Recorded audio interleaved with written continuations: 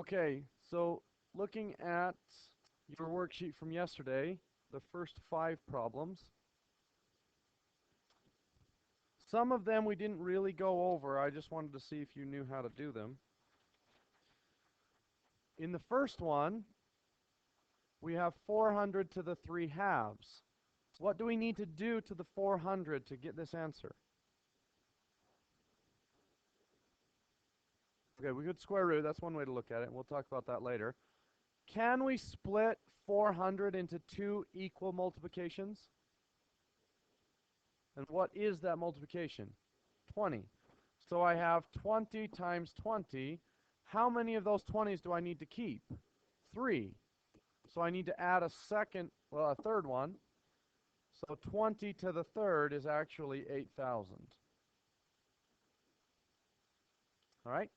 Number 2. Can 1 be split into 3 equal parts? Yeah, 1 times 1 times 1. How many of those parts do we need? 2. And if we take 2 1s, we end up with 1. So whenever you have a 1, the answer is always going to be 1, no matter what the exponent is. Because 1 to the anything is 1. Okay? So can 1,000 be broken into 3 equal parts? 10. So 10 times 10 times 10, how many are we keeping? 2, which gives me 100. Okay, let's skip over 3 and 4 for a second and do number 5. How do we deal with a fraction with a one, it doesn't have a 1 on the top?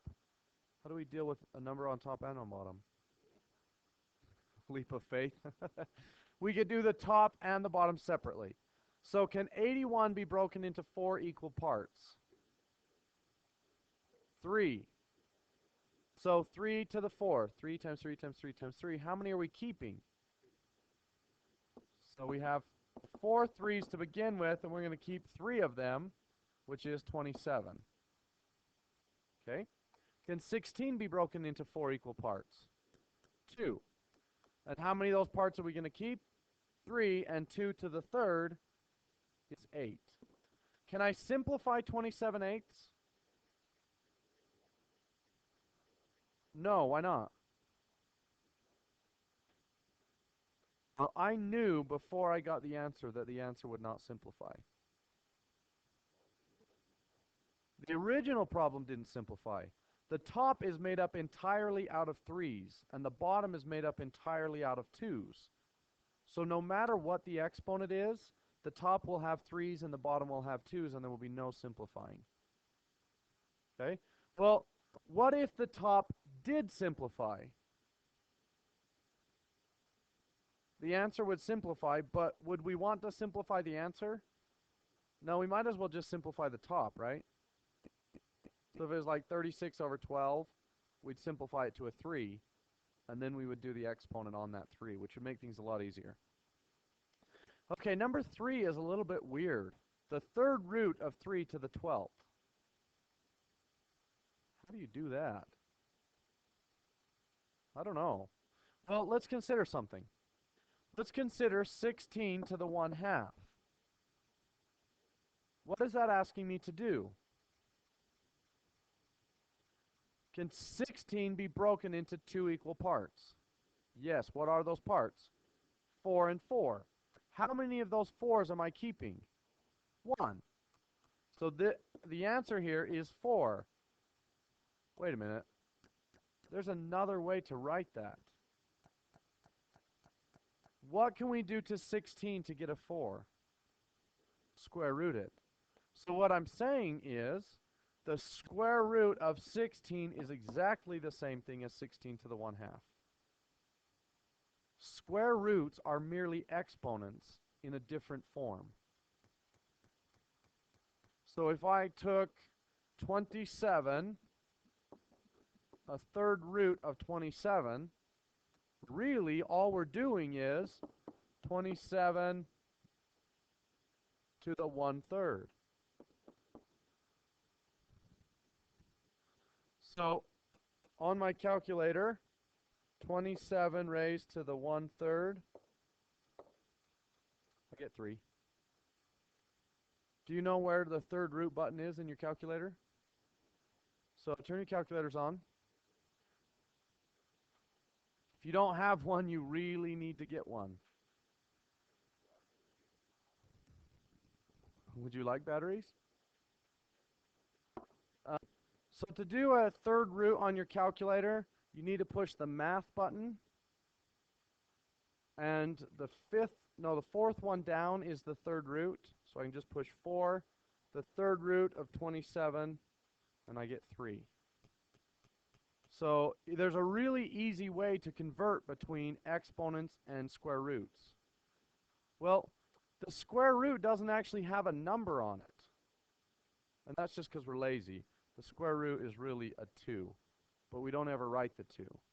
So if it's not listed, it's a 2. If it's anything other than a 2, then you have to write the number. So what about fourth root? The fourth root of 625. Well, to do a fourth root, you have to push the number 4, and then you go into math, and the fifth one down says x root, which allows you to put any number in there you want, including fractions and decimals, negatives. You can take whatever root you'd like, except for the 0 root. And with my calculator, it actually puts the 4 up inside the square root, 625. Did anybody's calculator not look like that? Let me see yours so they can see what it looks like. So the older software looks like this, 4x root of 625. And that's fine. They work the same. Okay. So what this is saying is 3 raised to what power? 12 over 3.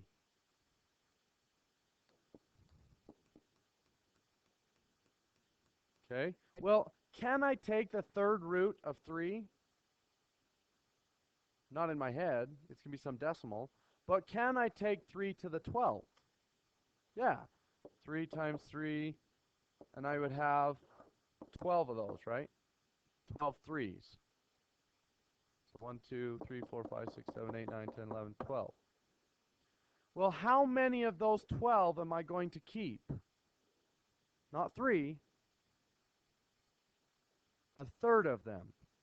We're going to break that 12 into 3 pieces. If we break it into 3 pieces, how big is each piece? 4. So there would be 4 3s in each one of those. So my answer is 81, 3 to the 4th. Now, some of you are smarter than that. Is there an easier way to do 12 to, or 3 to the 12 thirds? Just simplify the fraction, and you get 3 to the 4th.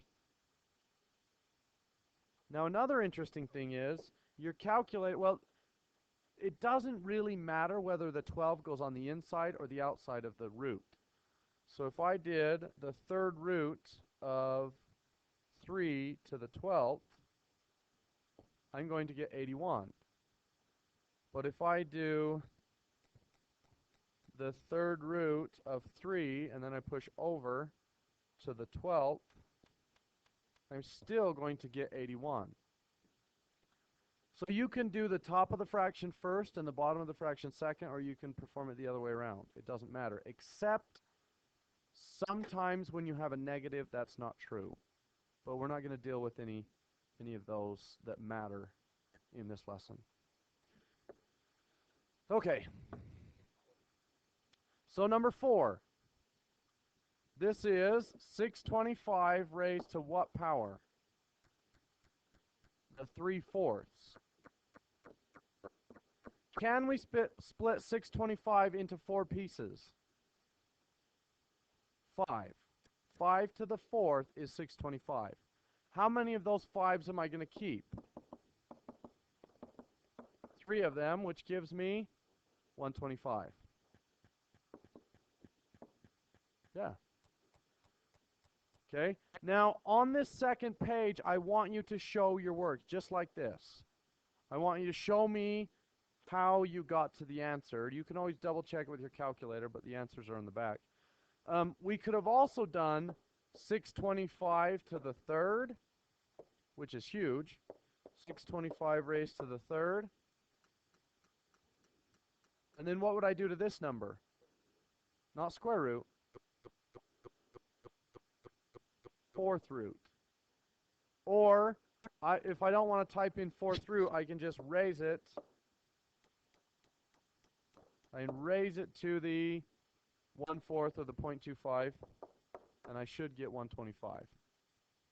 There we go. Okay, look at the problems on the back side.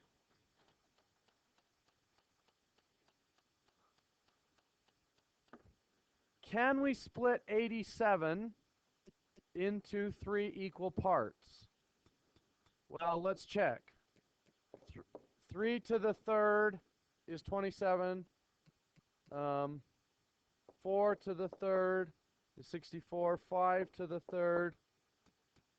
So it's got to exist, but it's going to be 4.2 or something like that. So in this case, you have to use a calculator. Now, if you have the new software, we just do 87 raised to the 4/3. Oops. 87 raised to the 4/3. But if you have the old software, and I type in 87 raised to the 4/3, I don't get the same number. Why is that? Right, it's following order of operations. So on the wall you see parentheses, exponents, multiplication, division. So we have an exponent and we have a division. It's doing the exponent first and then dividing the answer by 3. But we actually want to take the third root. So how do we fix that? Put it in parentheses. So 87 raised, parenthesis 4/3. And we get the same number. Okay. All right. Open your books to page 4, I believe.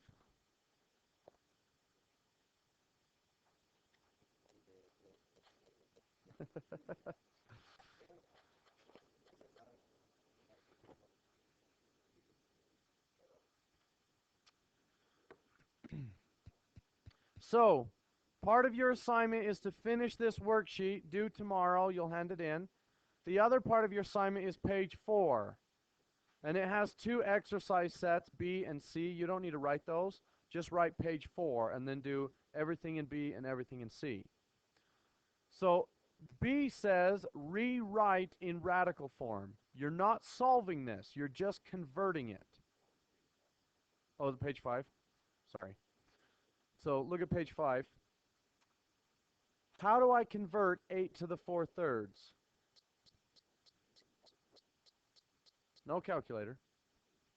How do we write it in root form? Third root of 8. Where does the 4 go? In or out, doesn't really matter. Sometimes it matters, but this one doesn't matter. Okay? No, don't write it in your books.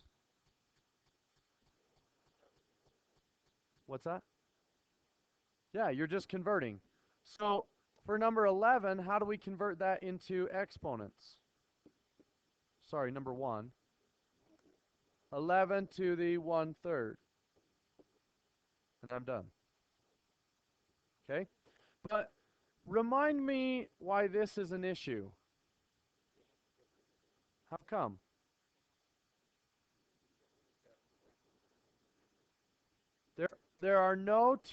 There is no number that you can square and get a negative.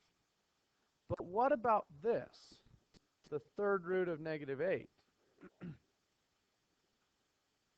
Is that a real number? But wait a minute, it's got a negative underneath the root. So why does the third root does the third root differ from the square root? It's three versions of a number. So -2 times -2 times -2. And that's okay because three negatives make a positive. What about the three negatives make a negative? Sorry, thank you. What about the fourth root of -16? Is that a real number? No, because I need four versions of the same number, and I try to create four versions, and I end up with none. There is no answer to that. No real answer. What about the fifth root of -32? Yeah, that's fine. How come? It's odd. So imaginary numbers are only created using even roots. Odd roots do not create i's. What's your question? All right, so you have those two assignments to finish tonight, and I will post the videos and change that thing on the website.